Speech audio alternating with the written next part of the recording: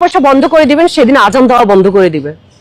কারণ হুজুরেরা চলে কিভাবে, আমাদের আপনাদের টাকা পয়সায়। আমরা টাকা পয়সা দেওয়া বন্ধ করে দিব, আজান দেওয়া বন্ধ করে দিবে, এটা মাস্ট।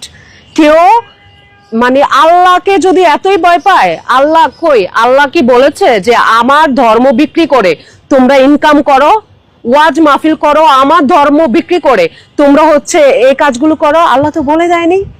ধর্ম আল্লাহ হচ্ছে নবীর মাধ্যমে কোরআন অবতীর্ণ করেছে, এবং কোরআন নবীর মাধ্যমে এসেছে। তো এই কোরআন, আমরা বাঙালিরা হচ্ছে শিক্ষিত মানুষ, আমরা কি কোরআনটা পড়তে পারি না? আমরা কি কোরআনটা বাংলায় অনুবাদ করতে পারি না? কোরআন পড়লে তো আমরা সব পেয়ে যাই। আমরা কেন মূর্খের মতো আরেকজনে কি বলবে সে কথা শুনতে যাব? এই আবাসিকের ভাড়ায় চালিত,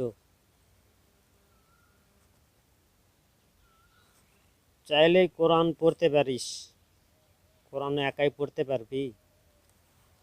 আল্লাহ নবীর মাধ্যমে কোরআন নাজিল করছে, পরবর্তীতে কোরআন সংরক্ষিত হয়েছে, এবং এই কোরআন সাহাবীদের মাধ্যমে যুগে যুগে প্রচার হয়ে গেছে। তারপরে সাহাবীদের আমল শেষ হওয়ার পরে বড় বড় জ্ঞানী গুণী লোক, মাওলানা, হুজুর, এদের মাধ্যমে প্রচার হচ্ছে। আর তুই যে বললি যে মসজিদে তোরা টাকা না দিলে আজান দেওয়া বন্ধ হবে, মসজিদে যদি কোনো দিনে কেউ মানে চিরতরে টাকা দেওয়াও বন্ধ হয়ে যায়, মসজিদে কোনো দিন একদিনের জন্য আজান দেওয়া বন্ধ হবে না ইনশাল্লাহ। আর তুই তো পতিতা, তুই মসজিদে টাকা দিস, তুই মসজিদে টাকা কোন দিন দিস? তুই মসজিদে তো কোনো দিনেও টাকা দিস না। মসজিদে টাকা দেওয়া তো দূরের কথা, তোর যে অবস্থা, আর তুই ইসলাম বিরুদ্ধে যেসব কথা বললি, তুই যদি মারা যাস, তোর তো জানাজা দেওয়াও না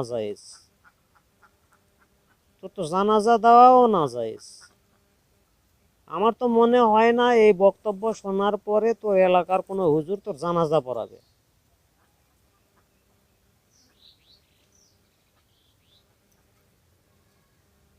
ঠিক আছে? আর তুই একাই কোরআন পড়তে পারবি? কোনো হুজুর যদি কোরআন তোকে না শিখাই, তুই একাই কোরআন পড়তে পারবি? সূরা ফাতিহার প্রথম লাইনই তো তুই শুদ্ধভাবে পড়তে পারবি না, এমনকি সালামটাও তো তুই শুদ্ধভাবে দিতে পারবি না।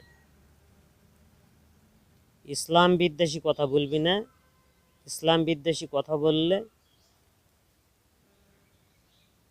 শরিয়া আইন অনুযায়ী তোর বিচার করবে এদেশের জনগণ। কথাটা মাথায় সেভ করে রাখ, পতিতা।